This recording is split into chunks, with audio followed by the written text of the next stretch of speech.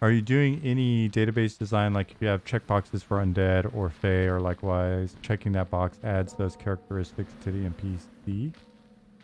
Do you mean in like the editors that are being added in?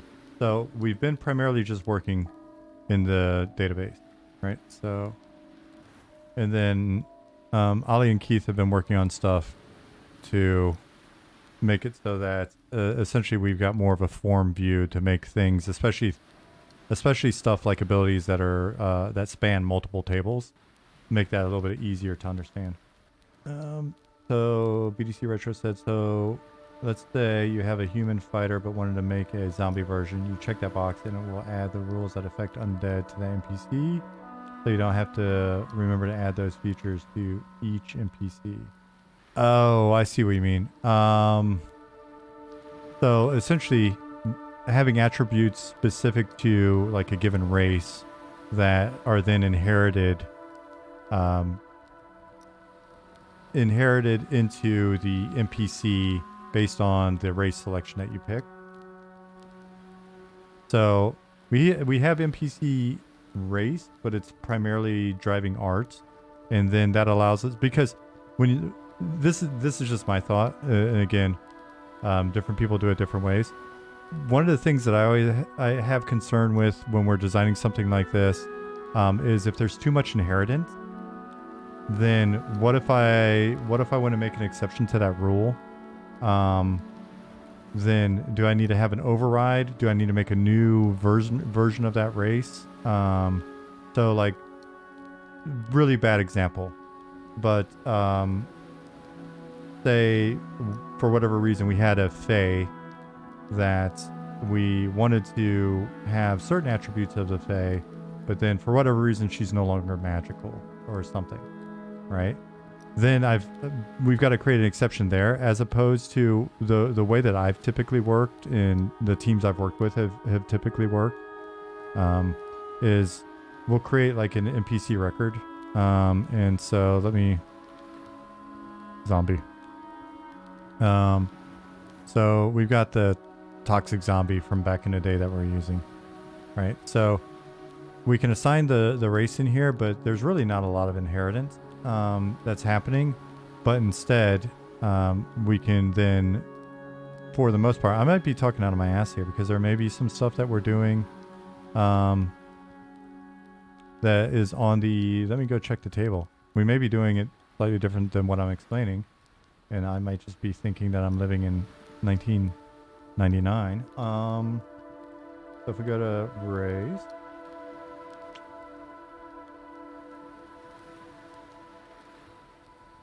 which will actually be what, constants? Yeah, it's really just driving like the model and defining whether or not it's a player race. And so we would need to put all of that, we would have all of that information in here, though I'm pretty sure you're mentioning something that if it's not in the new tool, let's make sure that it is actually in the NPC record. Because you may be spotting, you may basically be mentioning a whole bunch of flags that we still need to add. Yeah, I'm pretty sure we don't have it set up yet. So things like is summoned, is undead, is this, is that, is not in here yet. Good point. And then once that's flagged, you know, basically once we've set that bool, then, because when we do it this way as well, we could also have something that is summoned and undead. I don't know if that combination makes sense. Or, you know, whatever the various bools are that we want to set up there. And then my assumption is the way that works is that's probably not then keyed to another table somewhere. It's probably potentially, and maybe we don't want to do it this way. If Keith's listening, I'm sure he's listening intently on the best way to data drive this instead of hard coding it. So in the past, the way it would probably work is there's a bunch of attributes to undead, or maybe not. It could just be that it's then setting a bool that's like, this thing is undead. So then when you're using like a a certain ability that affects undead, then it knows to do that. Or I think we have, yeah, we're setting various vision types, right? So can see versus can see invisible versus undead, can see visible versus elemental, animal, all that stuff's in here. So yeah, so now that I say that, I won't be shocked if as we add those options in, it basically links to another table where we can then define what each of those attributes are, so that we don't have to go in and like recode what you're saying. Right, so essentially, like you're saying, see invis, resistance slashing, whatever, bonus damage for blunt objects, whatever it is, and you know, some negative to fire or whatever. It's probably going to be better for us to data drive that so that we can tweak it without having to bother programmers and wasting their time, and do all sorts of weird complexities and break shit and be inconsistent, because being inconsistent is often a lot of fun. Gives it a little bit more flavor. You're like, it gives you something to complain about in Discord. Also, you'd be like, you weren't expecting that. So, no, great point. We don't have that currently. We need to add it. I need to go back through I had an old spreadsheet. Like, back in the day, I sat down and tried to remember everything that would be needed for sort of the primary kind of tables. I think I was on an airplane and I made this spreadsheet on my phone. And it was just like a list of all the checkboxes. I wonder if that list actually had those checkboxes that were missing. And if they did, then I'm gonna pat myself on the back and then also kick myself in the butt for not checking that spreadsheet in like a year.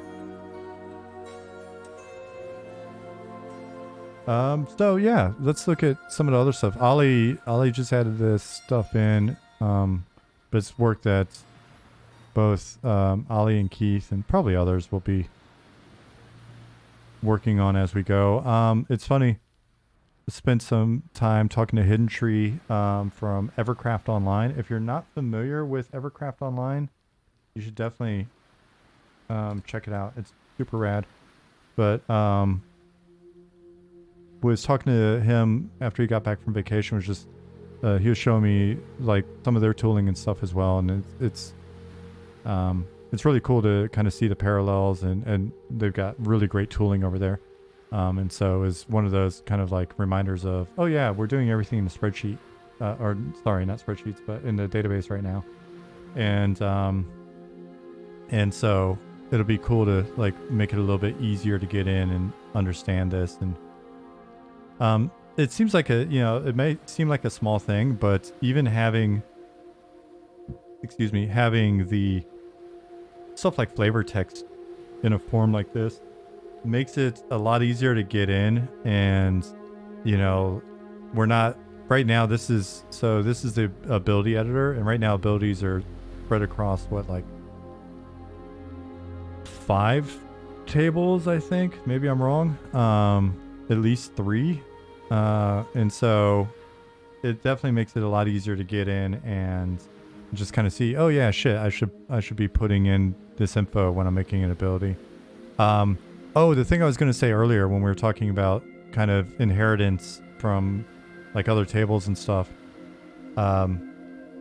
most of the content that I've seen made over the years, what'll wind up happening is we'll have a zombie, and somebody will either make the first zombie, or there will be a zombie. I just got on the team and I need to make a zombie. I'll just look for I'll look for either an effect, so heal. Oops, spelled properly, right? And it's great because then I can find a heal. And especially if I'm coming from a player background, like when I got onto the EverQuest team, I was a player first. And so when I started creating content, like it was a hell of a lot easier for me to look for a mob that I knew and go, oh, I want to create a zombie, but I want to make it a little different. And so I'd go in and do a very simple query, find zombies that are there. And once I knew like the prefix and stuff like that for the way that the prefixes that we're using for various zones and stuff, I could go, oh, I want a zombie just like that one that was in that one zone. And then it was like, cool, I run a query, I'll find that zombie based on his name or whatever. I'll duplicate that zombie, I'll tweak it. And yeah, so much of the content that I've made over the years has just been a tweak of a tweak of a tweak. Or you could just make an NPC called zombie template, apply the flags you want, copy that for each new zombie. If you want something changed, you just update the template. But I don't disagree with you. And honestly, that's probably a good best practice. But what I find is, and maybe this is just me, a lot of times what will happen is you'll have template and somebody will make a zombie and it'll make a variation, but then somebody will want a variation of the variation, and then somebody else will either want that original variation, but more likely maybe they ran into the variation of the variation of the variation. And so it's like, and this is what I've seen where like when people start doing like hierarchical sort of stuff, all of a sudden you've got this thing that is basically now, 42nd child of the original like master or parent template, and then someone will go in there and alter the template or some shit, and it will change all of this crap all the way, cascading all the way down the line. So I really like just a shitload of unique records. So if there's, because then if I break something, it's that unique record. If I need to go back in and modify it, the downside is you may have a ton of these, and so then if it's like, oh, we need to make all zombies, we're gonna, oh shit, we didn't have undead, we need to check that. Then it's, well, you run a query and then you just either through, like a SQL script or whatever. We did this all the time, like. It's like, we need to update 60,000 items in EverQuest or whatever. Well, thank God John knows how to go in there and actually write a script that'll do that. If that makes sense. So I'm not saying it's not best practice. I'm just saying I'm old, and sometimes it's easier for this old dog to just stick with old trick because I know what to expect. I tend to work in the editor, right? So especially once I've gotten started implementing a quest or something, I'm usually just repopping a lot and looking at, making sure that each little step that I've added is updating in real time. And so it's nice to have this great sort of background music while we're working. Nicodemus said, the older I get, the more I appreciate the older ways of coding. The simplicity of just writing what you need. You can spend a lot of time just hunting for a plugin and see complexity. Many options doing the same thing. I will say the approach that we're taking with tools and sort of the simplicity of our database and things like that is something I've been wanting to do for a very long time. Because I've worked, on a number of games since EQ, and throughout those various development processes, and as I got on other teams or whatever, I found myself like the whole time I was on EverQuest, we were always complaining about like the database and some of the duct tape and chicken wire we had to use to make shit work and all of that. And I'll be honest. Over the years, the more I saw other ways of doing it, and like on DC Universe, where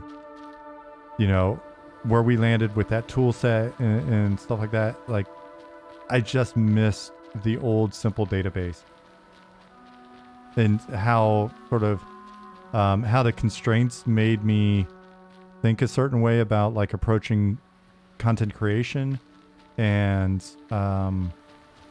how they were, it was a very simple sort of setup, but just really, really efficient. So yeah. EQ got into trouble for too much hard coding though. Some things they wanted to fix took years. Yeah, BDC.